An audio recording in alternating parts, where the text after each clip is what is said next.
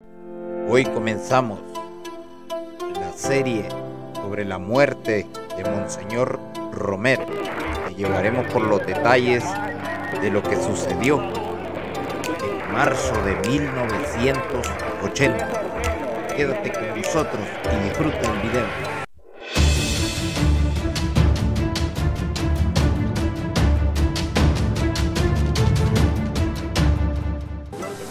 Con el financiamiento de una de las potencias del mundo, los Estados Unidos de Norteamérica, se juramentaron nuevas tropas para iniciar una guerra que comenzaba. Hola a todos, hoy que nos sintonizas te llevaremos una serie de 4 capítulos de la muerte de Monseñor Romero, una investigación que hemos hecho y hemos conseguido algunas imágenes inéditas de lo que sucedió. Presta atención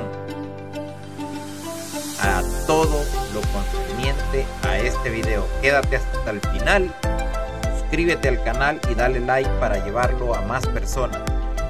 Quédate con nosotros y disfruta esta historia que inició en marzo de 1980.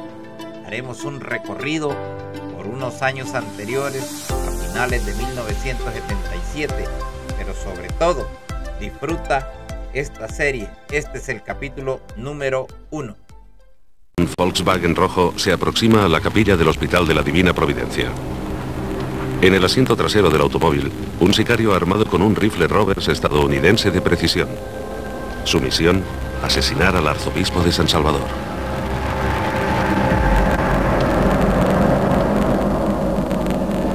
Óscar Arnulfo Romero, nacido en 1920, hijo de un carpintero de pueblo, fue ordenado sacerdote en Roma en 1946 por el Papa Pío XII, después de haber dirigido 3 años la Iglesia Católica de la República de El Salvador. Si para sus partidarios Monseñor Romero es un santo, para sus detractores un subversivo, un comunista. El arzobispo es calificado de voz de los que no tienen voz. Y sus homilías y sermones dominicales en la Catedral de San Salvador se tornan en símbolos de la resistencia contra el régimen militar. No tenía unos guardaespaldas, un pequeño ejército que lo cuidara. No era un hombre peligroso y sin embargo le tenían muchísimo miedo a Monseñor Romero, solo porque decía la verdad.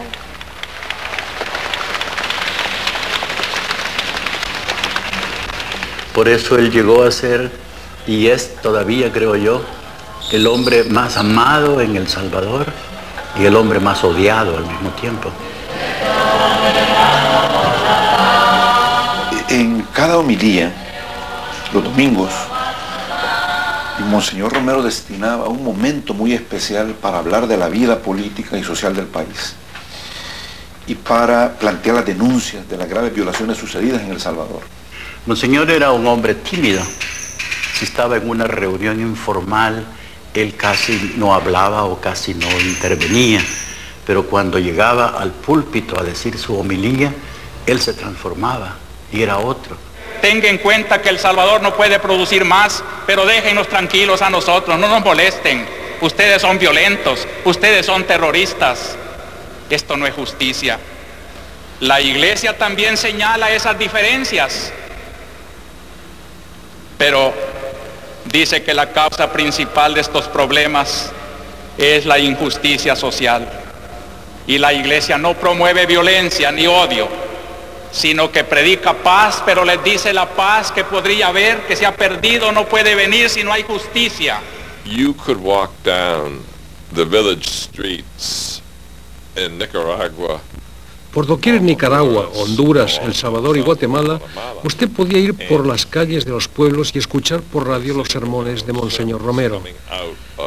La gente no perdía ni una de sus palabras. Monseñor Romero ejercía una enorme influencia en toda Centroamérica, y no solo en el propio El Salvador. Si precisamente ustedes están reconociendo que no podemos tener todos iguales, eso mismo justifica que no debía de haber muchos que lo tienen todo y dejan a los demás sin nada. Procuren que se reparta.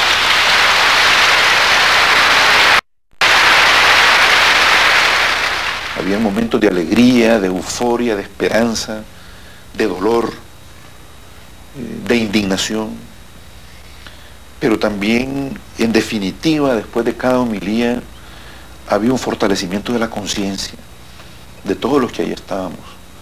Habían aplausos, habían interrupciones a cada frase de Monseñor Romero, a cada frase de denuncia, a cada llamada a la conciencia de la ciudadanía, a la solidaridad con las víctimas.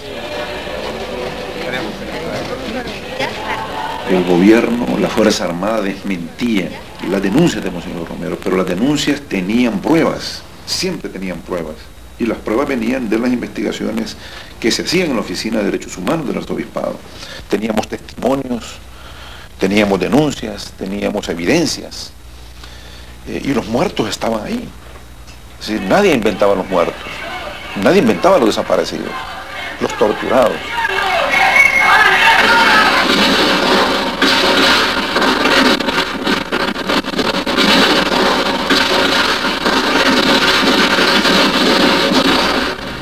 Enero de 1980, epílogo sangriento de una manifestación sindicalista con 2 docenas de muertos en la escalinata de la Catedral de San Salvador.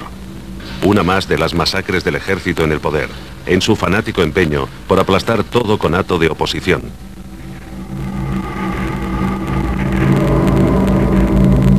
Y he aquí la respuesta.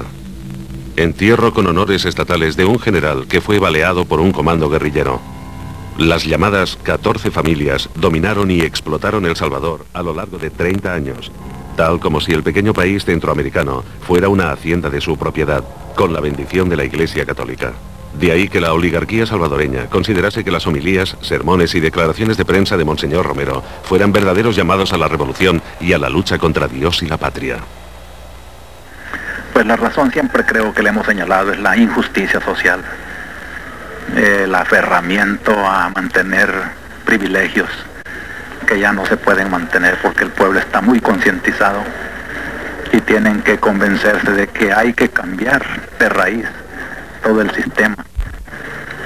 El mantenimiento de ese sistema con el poder del dinero que se pueden pagar también fuerzas militares.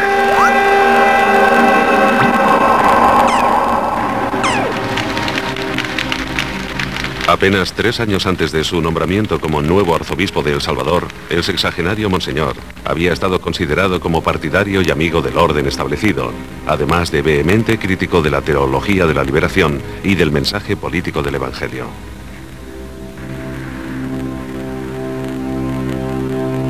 Él tenía una teología muy tradicional y muy conservadora en ese momento, y su afán era defender la ortodoxia católica en el país, y tuvo aún algunos encuentros difíciles con algunos grupos de sacerdotes con quienes él no comulgaba en sus ideas.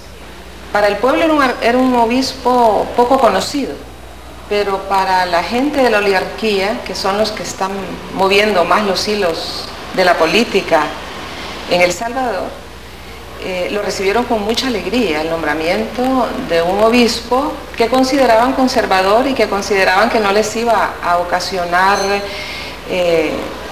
problemas ni contradicciones, ni que se iba a oponer pues a la política que en ese momento estábamos bajo un régimen militar en El Salvador. La Iglesia jerárquica en América Latina siempre ha sido concebida como un poder que trabaja con el poder civil, con el poder militar y con el poder económico. En toda América Latina, según la tradición española, que nos dejaron los españoles, el poder de la espada del cielo tiene que ir conjunto con el poder de la espada de la tierra, y nunca jamás en contra. Esperamos que te haya gustado este primer capítulo. No te pierdas la siguiente semana el segundo capítulo. Y sobre todo, presta atención no solo a las fechas, las personas, los involucrados y todos los que tuvieron que ver con la muerte de Monseñor Romero. Este es un canal que hace las historias de una manera diferente, que te lleva a la verdad, que te lleva lo que tú no conoces, la vida y la guerra y el proceso militar en El Salvador en la década de los 80 al 92. Disfruta, déjanos tus comentarios y gracias por sintonizarnos. Somos un canal diferente que te lleva las historias que te harán sentir el momento.